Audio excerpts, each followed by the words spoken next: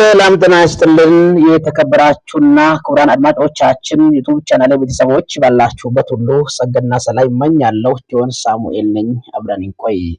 ዛሬም በቆይታ መካከል ከሚያስደምጣችሁ መንፈሳዊ መረጃ መካከል ሐዋርያ ጳውሎስ ታሪክ ይዤላችሁ ቀርቤያለሁ። እስከ መጨረሻ እንድትቆዩ በአክብሮት የጋበዝኩ። ዩቲዩብ ቻናሌን ሰብስክራይብ አድርጉ፣ የደወል ምልክቱንም ተጫኑ። ሌሎች ደግሞ ላይክ በማድረግ ጀምሩ። ለሌሎችም ሼር ማድረጉን እንዳትረሱ። አብረን እንቆይ።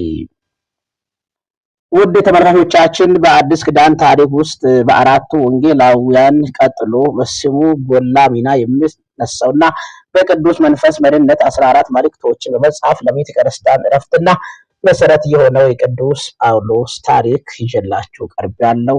አብረን እንቆይ። ውለቱና ዜግነቱ ትምህርትን ክብሩን ስንመለከት ሐዋርያ ጳውሎስ መጀመሪያ ስሙ ሳኦል ይባል እንደነበረ በይፋ ተዘገበ።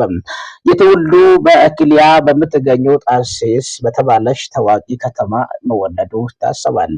ሳኦል በጥንቱ ዓለም እጅግ ብርቅ የነበረው የሮማውያነት ዜግነት በውለቱ የነበረ ከመሆኑም በላይ በዘመኑ የነበረው ታላቅ የአይሁድ ሕግ ማምር በገማሌ እግር ስር ተቀምጦ የተማረ እጅግ ባለማዕረግና ምሁር ሰው መሆኑንም ታውቋል። ሙያውን ስንመለከት ድንኳን መስፋት ሲተዳደር እንደነበረ በዘመኑ የደማስቆ መንገድ ምስጢር የሚረዳ ሳኦል ለአይሁድ ሃይማኖት ስርዓትም ካለው እጅግ የበረታት ቅንነት የተነሳ የኢየሱስ ተከታዮች ክርስቲያኖችን በጽኑ እያሳደደ የነበረ መሆኑ ይታወቃል። ይህ መጀመሪያ ሰማዕታት ቅዱስ እስጢፋኖስ በድንጋይ ተወግሮ ሲገደል ልብሱን ይጠብቅ የነበረው ሰዎችን ይደግፍ የነበረው እርሱ መሆኑንም ተዘግቧል። ክርስቲያኖቹን ለማሳደድ ለማሰር ወደ ደማስቆ እየተጓዘ ሳለ ግን በመንገድ ላይ ድንገት ከሰማይ ታላቅ ብርሃን በርቶለታል። ከፈረሱ ላይ ወድቆ ሳለ ሳኦል ሳኦል ስለምን ታሳድደኛለህ የሚል ሰማያዊ ድምፅ መስማቱ ተዘግቧል። ጌታዬ ማነህ ብሎ በጠየቀ ጊዜ አንተ የምታሳድደኝ እኔ ኢየሱስ ነኝ የሚል መልስ መድረሱ ተዘግቧል። በዛ ሰከንድ ላይ የአሳዳጅ ሳኦል ሕይወት ተቀይሮ ስሙ ጳውሎስ መባሉ ተዘገበም። የሰማይ መነጠቅና የሰማያዊ ምስጢር ባለቤትነት ስናይ ጳውሎስ እግዚአብሔር እጅግ በጣም ያከብረውና የሰማይ ምስጢር የገለጠለት ሐዋርያ መሆኑ ሁለተኛ ቆሮንቶስ 12 ላይ እንደተጻፈ ከሆነ በሕይወት እያለ እስከ ሶስተኛ ሰማይ ገነት ደርሶ ተነጥቋል በማለቱ ሰው እንደነበረው የሚችለውን በምድር የሚሰማውን ረቂቅ ምስጢር የሰማ ታላቅ እግዚአብሔር ሰው መሆኑ ተዘገበም።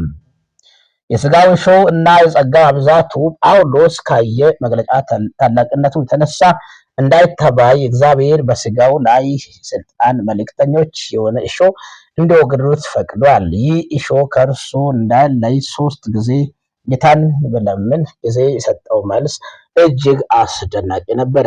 ጸጋዬ ይበቃኛል፣ ኃይል ቢደክም ይፈጽምላል በማለቱ ለዛ ጳውሎስ ይህንን ታላቅ ቃል ተናግሯል። በእግዚአብሔር ጸጋ የሆነው እኔ ነኝ፣ ከሁላችሁም ይልቅ ደከምኩ፣ ዳሩ ግን ከኔ ጋር ያለው እግዚአብሔር ጸጋ ነው እንጂ እኔ አይደለሁም በማለቱ አንደኛ ቆሮንቶስ ምዕራፍ 15 ቁጥር 10 ላይ መናገሩ ይታወሳል። ያልተለመደ ልዩ ታምራት እና እግዚአብሔር ጳውሎስ እጅግ የሚያደርገው ታምር እጅግ የተለየ ነበር። በሐዋርያት ሥራ ምዕራፍ 19:12 ላይ እንደተዘገበው ከሆነ እርሱም በቆመበት ቦታ መሄዱ እንኳን ሲያስፈልግ ከሰውነቱ ላይ ፌጦ ወይም ጨርቅ ወስዶ ሕመምተኞች ላይ ሲያኖር ደዌዎች ይለቋቸው ነበር።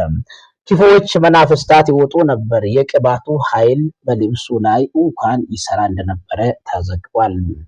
የመጽሐፍቱ ብዛትና የጴጥሮስ ምስክርነት ስናይ ጳውሎስ በአዲስ ኪዳን ውስጥ 14 መጽሐፍቶችን ከሮሜ እስከ ዕብራውያን ያሉት መልእክቶችን የጻፈ ድንቅ ጻፊ መሆኑን ዘግቧል።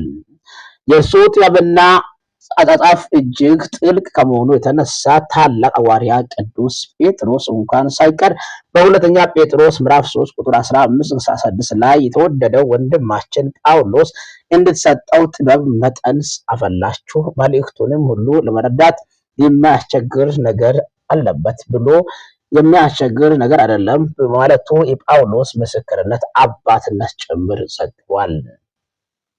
ጳውሎስ ወንጌልን ለማድረስ 3 ታላላቅ ጉዞዎችን ማድረጉ ይታወሳል። በዛም ብዙ ጉዞዎች መካከል ስንት ጊዜ ተገረፉ፣ በድንጋይ ተወገሩ፣ መርከብም ተሰበረበት፣ በባህሩ ውስጥም ታወኩ፣ ብዙ ጊዜ ወህኒ ቤት ታሰሩ። ነገር ግን ምንም አይነት መከራ በክርስቶስ ፍቅር ሊለየኝ አይችልም በማለቱ በፊልጵዎስ ወህኒ ቤት በሰንሰለት ታስሮ ሳለ እንኳን ሌሊቱ በሙሉ እግዚአብሔር በዜማ ያመሰግኑ የነበሩ ኃይል የእምነት ሰው መሆኑን ተዘግቧል። የድል መዝሙርና የሰማዕትነቱ ፍጻሜ የሞት ታሪክ ስናይ ቅዱስ ሐዋርያ ጳውሎስ ሕይወቱ ፍጻሜ ሲቀርብ ለልጅ ለጢሞቴዎስ የድል መዝሙር እንዲህ ብሏል። መልካሙን ገድል ተጋድዬ ሩጫዬንም ጨርሻለሁ፣ እምነትም ጠብቄአለሁ፣ ወደፊት የጽድቅ አክሊል ተዘጋጅቶልኛል በማለቱ በሁለተኛ ጢሞቴዎስ ምዕራፍ 4 ቁጥር 7 በመጨረሻ በሮም ከተማ በጨካኝ ንጉስ ኔሮ ዘመን ወንጌል በድፍረት በመስበኩ ምክንያት በሰይፍ አንገቱ ተቀሎ መስዋዕትነት መሆኑ አርፏል። እንግዲህ ወንድሞቼ ወይ ተመልካቾቻችን ዩቲዩብ ቻናል ላይ ቤተሰቦች የቅዱስ ጳውሎስ ታሪክ እግዚአብሔር የቱንም ኃይል ረቂቅ ውድቅ ሰው ቢቀይር ለታላቅ ክብር ለአገልግሎት እንደሚጠቅም የሚያሳይ ምስክርነት ነው። ይሄ ቪዲዮ ወደ እናንተ ከደረሰ በኋላ በፊት የነበራችሁ ሕይወትና በክርስቶስ ከመጣችሁ በኋላ ምንም አሳዳጅ እንኳን ብትሆኑ ወደ ጌታ ከመጣችሁ በኋላ ለብዙዎች በረከት እንደምትሆኑ ያላችሁበት ነገር ሳይዛችሁ ከክርስቶስ ጸጋ ጋር ስትገናኙ ለብዙዎች መፍትሄ የምትሆኑበት ምስክርነት የሚያስተምር ቃል አንብቤያለሁ። እስከ መጨረሻ እስካሁን ድረስ የተጠበቃችሁ ከልብ እያመሰገንኩ ለብዙዎች ይሄ መረጃ እንዲደርስ ዩቲዩብ ቻናሌን ሼር ማድረጉን እንዳትረሱ።